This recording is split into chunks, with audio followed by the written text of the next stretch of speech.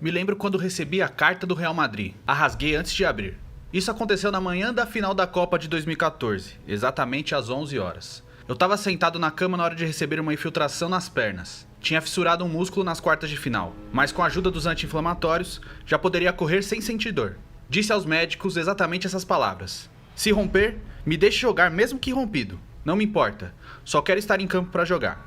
E ali estava eu, colocando gelo na perna, quando o médico Daniel Martínez entrou no meu quarto com um papel nas mãos e me disse: Ángel, olha, esse papel veio do Real Madrid. Como? O que você tá falando? E ele disse: bom, eles dizem que você não tem condições de jogo e estão nos forçando que não te deixemos jogar hoje. Imediatamente entendi o que estava acontecendo. Todos já sabiam dos rumores de que o Real Madrid queria comprar o James Rodrigues depois da Copa, e eu sabia que queriam me vender para dar lugar a ele no elenco. Assim, claro que não queria que seu jogador se machucasse antes de vendê-lo. Essa sensibilidade mesmo. Esse é o negócio do futebol que a gente nem sempre vê. Pedi pro Daniel que me desse a carta. Nem sequer abri. Somente piquei em pedacinhos e lhe disse: joga fora. O único que decide aqui sou eu. Eu não tinha dormido muito na noite anterior ao jogo. Em partes, porque os torcedores brasileiros ficaram soltando os fogos de artifício toda a madrugada. Mas mesmo que tivesse total silêncio, creio igualmente que não conseguiria dormir. É impossível explicar a sensação que senti antes da final da Copa do Mundo. Quando tudo que já tivesse sonhado passasse diante dos meus olhos. Sinceramente, queria jogar esse dia. Inclusive se a minha carreira acabasse ali. Mesmo assim, não queria deixar as coisas mais difíceis para a Argentina. Assim que acordei, fui falar com o nosso técnico, o Sabella. A gente tinha uma relação muito próxima, e se eu dissesse que queria jogar de qualquer jeito, ele se sentiria pressionado a me colocar em campo.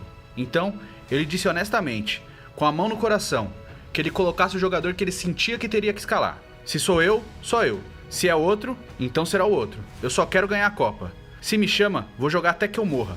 Eu lhe disse. Então, eu caí no choro. Não consegui evitar. Era um momento muito importante. Normal. Quando tivemos a preleção antes do jogo, Sabella disse que o Enzo Pérez seria o titular, porque ele estava 100% fisicamente. E bom, joga ele. Pra mim tudo bem. Igualmente, tomei a infiltração antes do jogo e outra durante o segundo tempo. Assim, eu poderia estar preparado para jogar, se eu tivesse a chance de entrar em campo. Mas o chamado nunca chegou. Perdemos a Copa. E foi o dia mais difícil da minha vida. Depois do jogo, a mídia começou a atacar o Sabella por não ter me escalado. Mas o que estou dizendo é a mais pura verdade. O que sempre faz minha mente girar é o momento em que eu vou até o Sabella e caio em prantos. Sempre vão me perguntar se ele pensou que eu chorei porque estava nervoso. E na verdade, não tinha nada a ver com estar nervoso. Eu estava somente muito empolgado com tudo que estava acontecendo. A gente estava muito perto de alcançar o sonho impossível. As paredes da nossa casa eram supostamente brancas, mas nunca me lembro delas como brancas. No começo, eram cinzas. Depois, ficaram pretas, pelo pó do carvão. Meu pai trabalhava com carvão, mas não daqueles que trabalhavam em uma mina. Alguma vez você viu como se faz carvão? Os sacos que você compra em qualquer mercado para fazer churrasco vêm de algum lugar. E a verdade é que a mineração de carvão é um trabalho muito sujo. Meu velho costumava trabalhar abaixo de um telhado de metal no quintal de casa. Então, ele tinha que colocar todos os pedaços de carvão nos sacos para vendê-los no mercado. E ele tinha seus ajudantes. Antes de ir para a escola, eu e a minha irmã ajudávamos meu pai. Eu tinha 9 ou 10 anos na época. Então, quando chegava o caminhão para buscar o carvão, a gente tinha que passar pela sala e pela porta da frente de casa para carregar. Então, toda a casa estava totalmente preta. Mas com isso, a gente comia. E dessa forma meu pai nos salvou que nos tirassem de casa. Durante um tempo, quando eu era um bebê, meus pais tinham uma vida razoavelmente boa, mas depois, meu pai tratou de fazer uma boa ação para um cara e isso mudou toda a nossa vida. Um amigo pediu que ele fosse fiador de uma casa, e meu pai confiou nele, mas o desgraçado parou de pagar de um dia para o outro e desapareceu. Então, o banco foi direto até meu pai, o fiador, que ficou atolado tendo que pagar 2 casas e ainda alimentar nossa família. Seu primeiro negócio não foi o carvão, ele tratou de transformar a parte da frente da nossa casa em um pequeno negócio. Comprava tonéis de lavanda, cloro, detergentes e todas essas coisas de limpeza e os dividia em garrafas e vendia no nosso quintal. Se vivesse em nosso bairro, não precisava ir ao mercado para comprar uma garrafa de Cif. Isso era muito caro. Então, vinha até os de Maria e minha mãe te vendia um pote por um preço muito mais em conta. Tudo ia bem até que um dia, o menino, estragou tudo e por pouco não se matou. É verdade, quando criança eu era um baita filho da puta. Não é verdade que eu era maldoso, só tinha energia demais, era hiperativo. Um dia, minha mãe estava trabalhando no nosso negócio e eu estava brincando no andador. O portão de casa estava aberto para que os clientes pudessem entrar. Minha mãe se distraiu e eu comecei a andar, segui andando e fui até o meio da rua. e minha mãe correu feito louca pra me salvar de ser atropelado por um carro. Da maneira que ela conta essa história, foi bem perigoso. Esse foi o último dia do negócio de limpeza dos Di Maria. Minha mãe disse pro meu pai que era muito perigoso, então teríamos que procurar outra coisa. Aí foi quando meu pai escutou que tinha uma pessoa que trazia os barris de carvão de Santiago del Estero. Mas o engraçado é que a gente não tinha dinheiro para começar a vender o carvão. Meu velho teve que convencer essa pessoa que ela mandasse os primeiros carregamentos e assim que vendesse, começava a pagar. Assim, quando minha irmã pedia algum doce ou qualquer coisa, meu pai dizia: "Eu tô pagando 2 casas e ainda um caminhão cheio de carvão." Me lembro que um dia estava sacando o carvão com meu pai e fazia muito frio e chovia. Estávamos embaixo do telhado. Era horrível ficar ali. Depois de um tempo, eu ia pra escola, onde era mais quente. Mas meu pai continuava ensacando o dia inteiro, sem pausas. Porque se ele não vendesse o carvão naquele dia, a gente não teria o que comer. Simples assim. E eu pensei, realmente prometi naquele dia. Vai chegar um momento em que eu vou mudar tudo isso pra melhor. Por isso, devo tudo ao futebol. Às vezes, ser um FDP tem seus benefícios. Eu comecei no futebol muito cedo, porque minha mãe estava ficando louca. Ela tinha me levado ao pediatra quando eu tinha uns 4 anos e disse: "Doutor, ele não para de correr nem um segundo. O que é que eu faço?" E o médico, como um bom argentino, lhe disse: "Coloca ele para jogar futebol." E assim, comecei a minha história no futebol. Estava obcecado, era a única coisa que fazia. Jogava tanto futebol que a cada 2 meses minhas chuteiras rasgavam. E minha mãe as colava com cola de sapateiro, porque não tínhamos dinheiro para comprar novas. Quando eu tinha 7 anos, eu já devia ser bem bom, porque depois de fazer 64 gols pelo time do meu bairro, minha mãe veio e me disse: "O pessoal da rádio quer falar com você." Fomos até a rádio para que me entrevistassem, mas eu era tão tímido que apenas falei sim para tudo. Nesse ano, meu pai recebeu um telefonema do treinador do Rosário Central. Ele disse que queria me ver jogar por eles. A verdade é que foi uma situação muito engraçada, porque meu pai sempre foi fanático pelo Newell's Old Boys. E minha mãe é muito fanática pelo Rosário Central. Se você não é de Rosário, não vai entender nunca a paixão e a rivalidade que existe. É vida ou morte. Cada vez que se joga o clássico, meus velhos gritavam feito loucos, esvaziavam os pulmões a cada gol e o que ganhava ficava um mês inteiro tirando o sarro do outro. Assim, logo dá pra imaginar o quão emocionada estava minha mãe quando me ligaram do Central. Meu pai duvidava. "Não sei, é meio longe, 9 quilômetros e a gente não tem carro. Como vamos levá-la até lá?" E minha mãe: "Não se preocupe, eu levo ele, não tem problema nenhum." E aí é quando nasceu a Graciela. Graciela era uma bicicleta amarela, oxidada, que minha mãe me levava todos os dias para os treinos.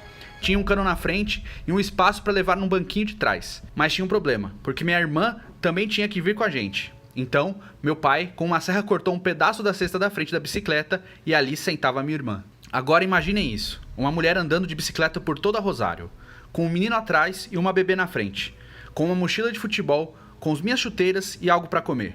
Na subida, na descida, passando pelos bairros perigosos, embaixo de chuva, à noite, no frio, não importava. Minha mãe seguia pedalando. A Graciela nos levava aonde precisávamos ir. A verdade é que minha época no Central não foi fácil. Acredito que se não fosse por minha mãe, eu teria deixado o futebol. Não uma vez, nem 2. Quando eu tinha 15 anos, eu ainda era pequeno e tinha um técnico que era bem doido. Ele gostava de jogadores muito físicos e agressivos, e esse não era muito meu estilo, sabe? Um dia, não pulei depois de um escanteio e quando terminou o treino, ele juntou todo mundo do time, olhou pra mim e disse: "Você é um cagão, um desastre, nunca vai ser nada, vai ser um fracassado."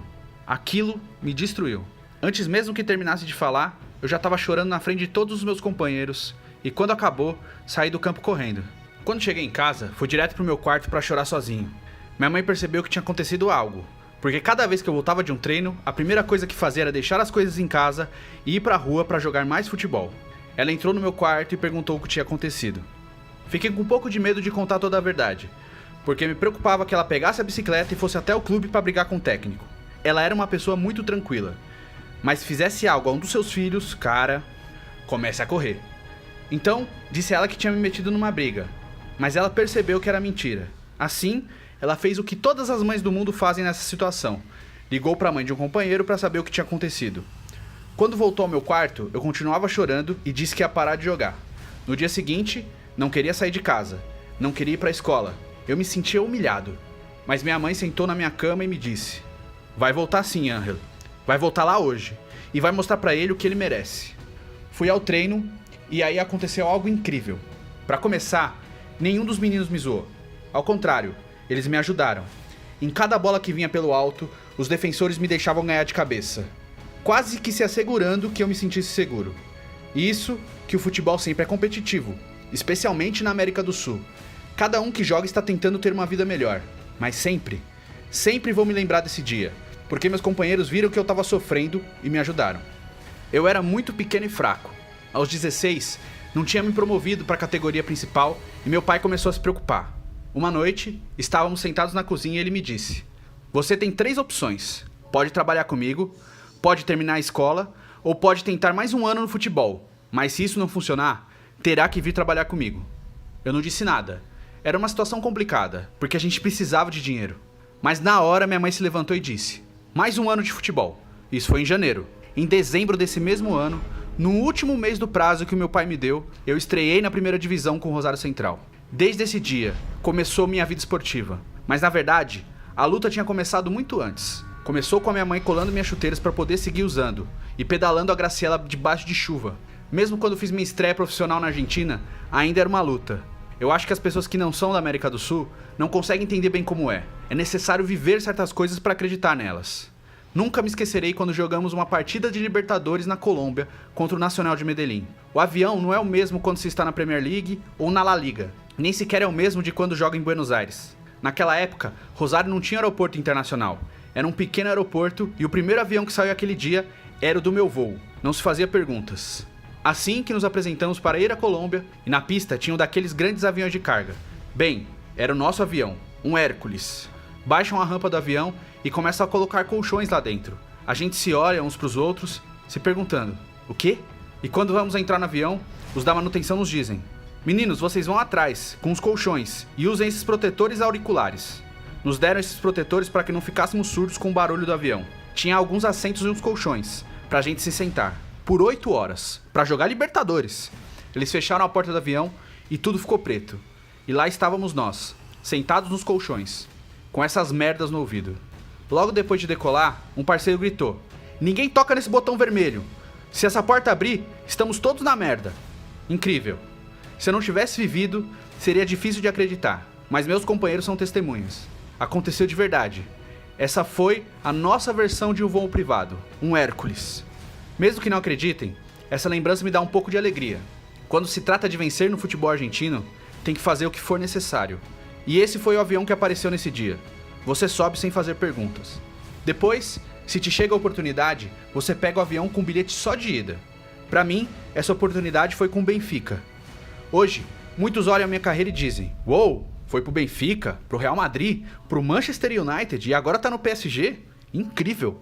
E parece fácil, mas não tem ideia do que se passou antes disso. Quando cheguei no Benfica, eu mal joguei por 2 temporadas. Meu pai deixou o trabalho para viver comigo em Portugal e teve que se separar da minha mãe por um oceano. Tinha noites que eu ouvia eles conversando no telefone e ele chorava de tanta saudade dela. Por alguns momentos parecia um grande erro. Eu não jogava. A única coisa que eu queria era ir embora, voltar para minha casa. Até que as Olimpíadas de 2008 mudaram a minha vida. Me convocaram para a seleção, mesmo eu não jogando pelo Benfica. Nunca me esquecerei. Esse torneio me deu a oportunidade de jogar com Léo Messi, o extraterrestre, o gênio. Nunca me diverti tanto jogando futebol como naquele campeonato. A única coisa que eu tinha que fazer era correr no vazio. Começava a correr e de repente a bola chegava no meu pé, como se fosse mágica. Os olhos de Léo não são como os meus e os seus olhos. Ele é capaz de olhar além do que nós olhamos, como uma águia. Não sei como é possível, mas é assim que é. Fizemos todo o caminho até a final contra a Nigéria. E esse é provavelmente o dia mais incrível da minha vida. Fazer o gol que deu o ouro para a seleção. Não podem nem imaginar a sensação. Precisam entender que eu tinha 20 anos e sequer jogava no Benfica. Minha família vivia separada. Estava em um momento de desespero antes de ser convocado. Em apenas 2 anos, ganhei a medalha de ouro, comecei a jogar pelo Benfica e me venderam para o Real Madrid. Foi um momento de orgulho, não só para mim, mas também para toda a minha família e todos os meus amigos que me apoiaram durante esses anos. Me falaram que meu pai era melhor jogador do que eu, mas ele estourou o joelho quando era jovem e o seu sonho de ser jogador morreu.